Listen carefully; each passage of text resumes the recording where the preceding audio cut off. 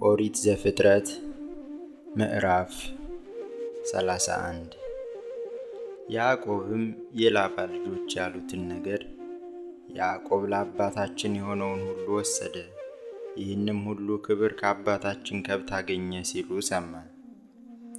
ያዕቆብም የላባን ፊት አየ፣ እነሆም ከእርሱ ጋር እንደ ድሮው አልሆነም። እግዚአብሔርም ያዕቆብን ወደ አባትህ ምድር ወደ ዘመዶችህም ተመለስ፣ ካንተም ጋር እሆናለሁ አለው። ያዕቆብም ልኮ ራሔልና ልያን ወደ በጎች ስፍራ ወደ ሜዳ ጠራቸው። እንዲህም አላቸው፣ የአባታችሁ ፊት ከእኔ ጋር እንደ ድሮው እንዳልሆነ አያለሁ። ነገር ግን የአባቴ አምላክ ከእኔ ጋር ነው። እኔ ባለኝ ጉልበቴ ሁሉ አባታችሁን እንዳገለገልሁ ታውቃላችሁ። አባታችሁ ግን አታለለኝ፣ ደመወዜንም 10 ጊዜ ለወጠ። እግዚአብሔር ግን ክፉ ያደርግብኝ ዘንድ አልፈቀደለትም። ደመወዝህ ዝንጉርጉሮች ይሁኑ ቢለኝ በጎቹ ሁሉ ዝንጉርጉሮችን ወለዱ።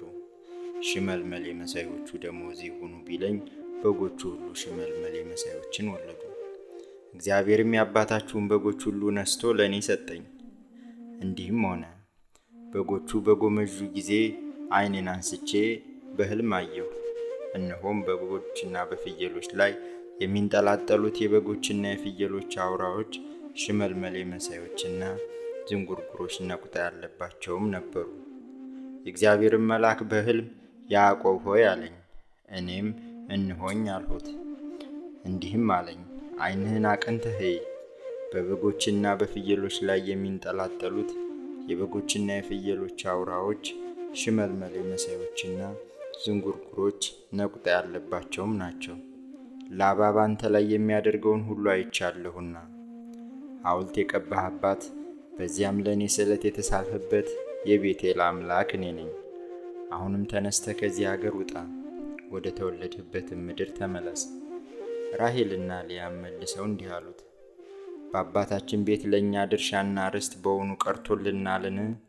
እኛ በእርሱ ዘንድ እንደ ባዕድ የተቆጠርን አይደለምን? እርሱ እኛን ሽጦ ዋጋችንን በልቶአልና። ስለዚህም እግዚአብሔር ከአባታችን የነሳው ይህ ሁሉ ሀብት ለእኛና ለልጆቻችን ነው።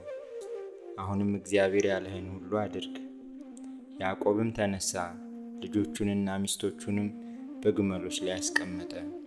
መንጋዎቹንም ሁሉ የቤቱንም ዕቃ ሁሉ በሁለት ወንዞች መካከል ሳለ ያገኛቸውን ከብቶች ሁሉ ይዞ ወደ አባቱ ወደ ይስሐቅ ወደ ከነዓን ምድር ሄደ።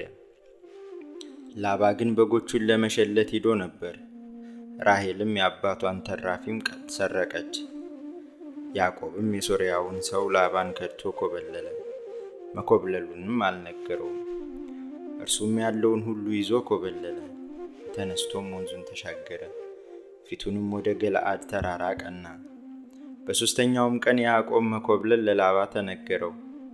ከወንድሞቹም ጋር ሆኖ የ7 ቀን መንገድ ያህል ተከተለው፣ በገለዓድ ተራራም ላይ ደረሰበት። እግዚአብሔርም ወደ ሶርያው ሰው ወደ ላባ በሌሊት ሕልም መጥቶ ያዕቆብን በክፉ ነገር እንዳትናገረው ተጠንቀቅ አለው። ላባም ደረሰበት። ያዕቆብም ድንኳኑን በተራራው ተክሎ ነበር። ላባም ከወንድሞቹ ጋር በገለዓድ ተራራ ድንኳኑን ተከለ። ላባም ያዕቆብን አለው፣ ለምን እንዲህ አደረግ? ከእኔ ከተኮበለልህ ልጆቼንም በሰይፍ እንደተማረኩ አይነት ነዳሃቸው። ስለምን በስውር ሸሸህ? ከእኔም ከርተህ ስለምን ኮበለልህ?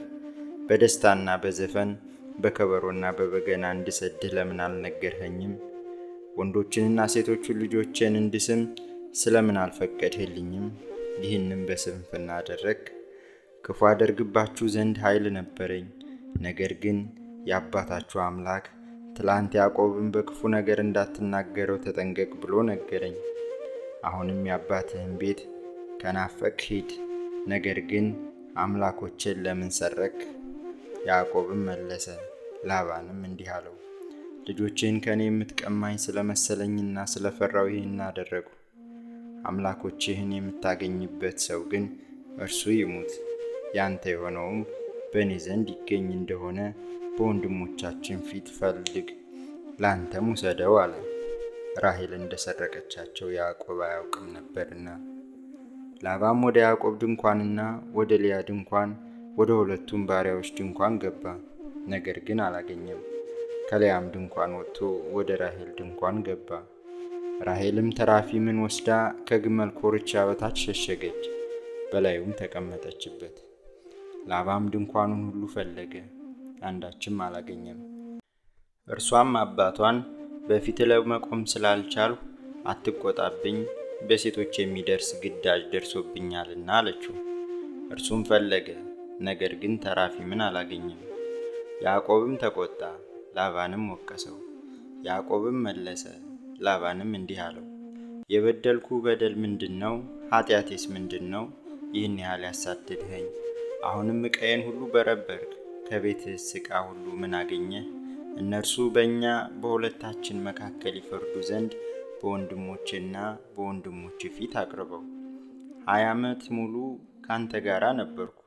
በጎቼና ፍየሎቼ አልጨነገፉም፣ የመንጋዎቼንም ጠቦቶች አልበላሁም። አውሬ የሰበረውን አላመጣውልህም ነበር። እኔ ስለ እርሱ ከፍልህ ነበር። በቀንም በሌሊትም የተሰረቀውን ከእጄ ትሻው ነበር። የቀን ሐሩር የሌሊት ቁር ይበላኝ ነበር፣ እንቅልፍም ከዓይኔ ጠፋ። እንዲሁ በአንተ ቤት 20 ዓመት ነበርኩ። 14 ዓመት ስለ 2 ሴቶች ልጆቼ፣ 6 ዓመትም ስለ በጎቼ ተገዛውልህ። ደመወዜንም 10 ጊዜ ለዋወጥከው። የአባቴ አብርሃም አምላክ የይስሐቅም ፍርሃት ከኔ ጋር ባይሆንስ ዛሬ ባዶ እጄን በሰደድከኝ ነበር። እግዚአብሔር መከራዬንና የእጆቼን ድካም አየ፣ ትናንትም ገሰጸ። ላባም እንዲህ ብሎ ለያዕቆብ መለሰለት፣ ሴቶቹ ልጆች ልጆቼ ናቸው፣ ሕፃናቱም ሕፃናቴ ናቸው፣ መንጋዎቹም መንጋዎቼ ናቸው። የምታየውም ሁሉ የኔ ነው። ዛሬም በእነዚህ በሴቶች ልጆቼና በወለዷቸው ልጆቻቸው ላይ ምን ላደርግ ይቻላል? አሁንም ና፣ አንተና እኔ ቃል ኪዳን እንጋባ፣ በእኔና በአንተ መካከልም ምስክር ይሁን። ያዕቆብም ድንጋይ ወስዶ ሐውልት አቆመ። ያዕቆብም ወንድሞቹን ድንጋይ ሰብስቡ አላቸው። እነርሱም ድንጋይ ሰብስበው ከመሩ፣ በድንጋዩም ክምር ላይ በሉ። ላባም ይጋር ሰሐዱታ ብሎ ጠራት፣ ያዕቆብም ገለዓድ አላት። ላባም ይህች ክምር በእኔና በአንተ መካከል ዛሬ ምስክር ናት አለ። ስለዚህም ስሟ ገለዓድ ተባለ። ደግሞም ምጽጳ ተባለ፣ እኛ በተለያየን ጊዜ እግዚአብሔር በእኔና በአንተ መካከል ሆኖ ይጠብቅ ብሏልና። ልጆቼን ብትበድላቸው ወይም በላያቸው ሚስቶችን ብታገባባቸው ከእኛ ጋር ያለ ሰው የለም፣ እግዚአብሔር በእኔና በአንተ መካከል ምስክር ነው። ላባም ያዕቆብን አለው፣ በእኔና በአንተ መካከል እነሆ ይህች ክምር፣ እነሆም ያቆምኋት ሐውልት። እኔ ወደ አንተ ይህችን ክምር እንዳላልፍ፣ አንተም ለክፋት ወደ እኔ ይህችን ክምርና ይህችን ሐውልት እንዳታልፋት፣ ይህች ክምር ምስክር ናት፣ ይህችም ሐውልት ምስክር ናት። የአብርሃም አምላክ የናኮርም አምላክ የአባታቸውም አምላክ በእኛ መካከል ይፍረድ። ያዕቆብም በአባቱ በይስሐቅ ፍርሃት ማለት። ያዕቆብም በተራራው ላይ መሥዋዕትን ሰዋ፣ ወንድሞቹንም እንጀራ እንዲበሉ ጠራ። እነርሱም እንጀራን በሉ፣ በዚያም በተራራ አደሩ። ላባም ማልዶ ተነስቶ ወንዶቹንና ሴቶቹን ልጆቹን ሳመ፣ ባረካቸውም። ላባም ተመልሶ ወደ ስፍራው ሄደ።